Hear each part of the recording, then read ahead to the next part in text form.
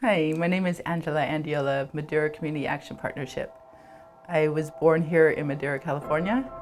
I was once asked if I could live anywhere in the world with cost not being an issue, where would I want to live?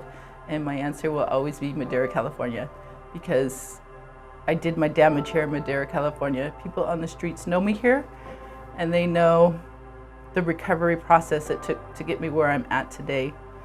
I did get involved in drugs at a very young age. I come from a good family, but there's always people that want to steer you the wrong direction. I got involved deeper in drugs. I started staying away from home more and more. The more you stay away from home, the easier it becomes. So as I started hanging out more on the streets, and the people that I started hanging out with were like involved in gangs. They would do burglaries, they would do home invasions, they would do beer runs, and just things that I never thought that I would be involved in. I did end up taking cans, which I never thought that I would steal, which was something that I always lived by. My moral rights is that I would never steal from anybody. But I didn't consider cans stealing because of the influences that I was around and the big things that they were doing. So I minimized, kind of like normalizing the unnormal. I minimized what I was doing and made it acceptable, and it was not. So I thought that was as low as I can go once I started taking people's cans, but it got even worse. There ended up being a stolen vehicle in my yard, and pride and the way that things go on the streets, I would not tell who put the car there. The car ended up being somebody with diabetes car, and it was holding a charge of attempted murder because she could not get to her diabetes clinics. So as I was sitting in jail and I was reflecting on the charges and the years that they were talking about that I was going to be away from my family, I had 2 young children and I wouldn't be able to watch them grow up. I was just a victim of circumstances. I didn't even do the crimes, but that's where the addiction will lead you. It will take you places where you never thought you would be. And I just was sitting there reflecting that I wouldn't see my family, that my grandparents probably would not see my release day.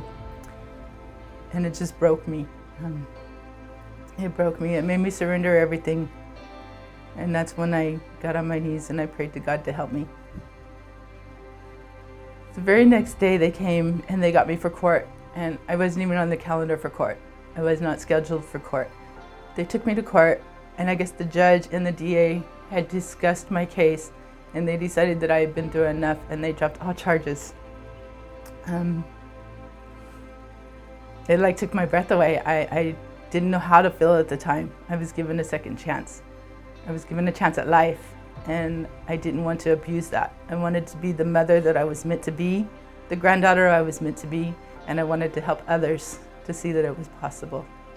It's weird that that would come to your mind at the first instance, but in that courtroom, I knew that there was a purpose for my second chance.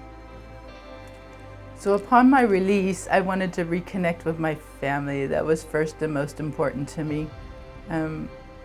My son was very big in Celebrate Recovery, so I started going to Celebrate Recovery every Friday night. This gave me a place to be, a place to get dressed for, because at the time I had no purpose, I had no hope and no direction. So Celebrate Recovery gave me a place to get dressed for every week, and just the thought of seeing my son would put a smile on my face. I started doing book studies, which is a 12-step Christ-based recovery program. And then upon completion, I became a leader of Celebrate Recovery. And this was my first introduction to helping others help themselves. At Celebrate Recovery is where I was recommended the Shunammite Place. This is a permanent supportive housing for homeless women. I had people advocate for me at the time that I couldn't advocate for myself. I had Ryan McWhorter of the food bank, and actually the chief of the fire department that were ready to stand by me and say that they believed that I would be a success story. Once the director of Shunammite Place told me that if I used again that I would not be allowed back, that is when I decided that a bed was better than any drug. I didn't want to give up that bed for anything, and I did not want to go backwards. So As I dug in both feet in my recovery, I started volunteering because I knew that work was essential for my self-esteem. So it's always been a dream to help others, maybe to learn a trade and just to do better.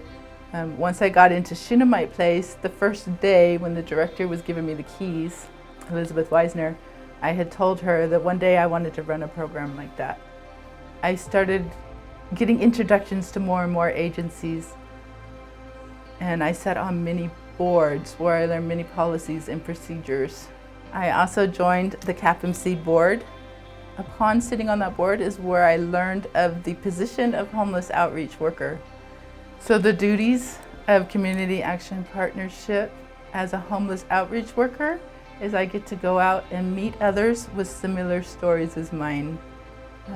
The people in Madera, they know my story, so they know that I took one step at a time to get recovered.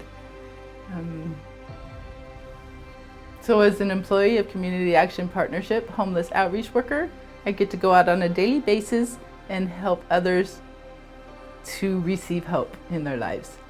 I go out in the riverbeds, the byways and the highways with confidence and self-respect that I learned in my own recovery.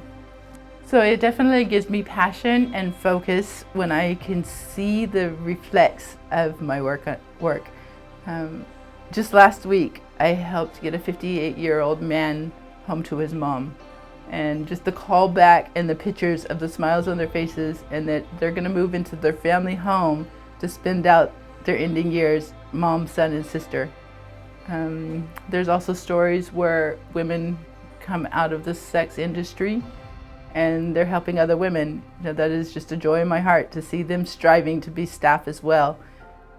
Because they seen the recovery in me, they believed it was possible in them, and now they're lending a helping hand to others. And that just gives me more strive and focus to keep on going.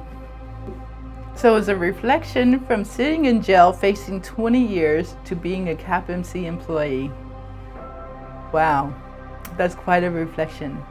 It's just amazing to think of where I could be and where I am today. The opportunity to help others to see that there's another way of life is just beyond words. I don't even have words for that. I'm so thankful to Community Action Partnership for giving me this opportunity to go out and help others out of their dark days.